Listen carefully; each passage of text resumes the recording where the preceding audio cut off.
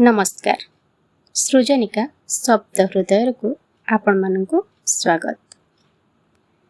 आज आपण मानक पय नै आछि एक सुंदर पिलांको कहानीटी।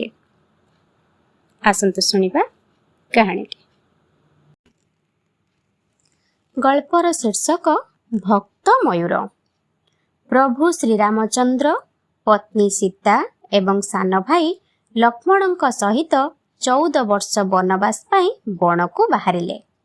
जाऊ जाऊ बनरे सुंदर गछटिए देखिले।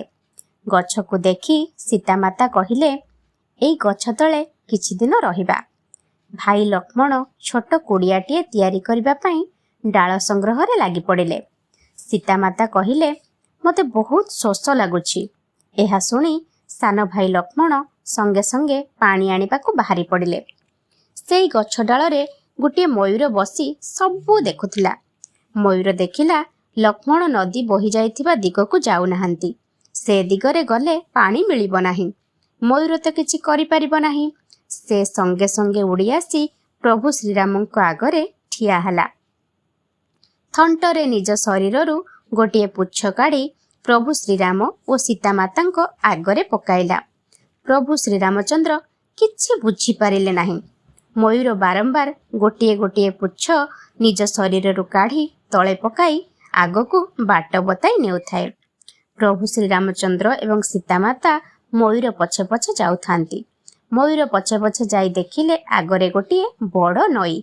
सीता माता पानी पीले, तांको शोष मेंटिला।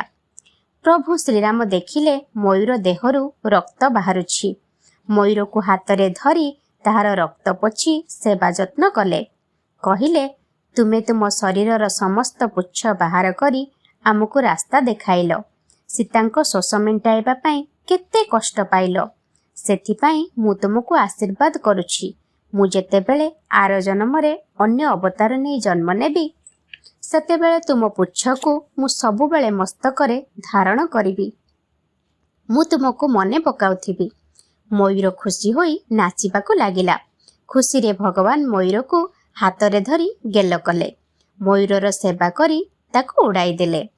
द्वापर जुगरे प्रभु श्रीराम भगवान श्रीकृष्ण अवतार नै सेई मयूर पुच्छको मुंडरे धारण कले। गल्पटी भल लागिला ना? जति भल लागि थाए कमेंट माध्यम रे हमकु निश्चय जणांतु। रहुछि, धन्यवाद।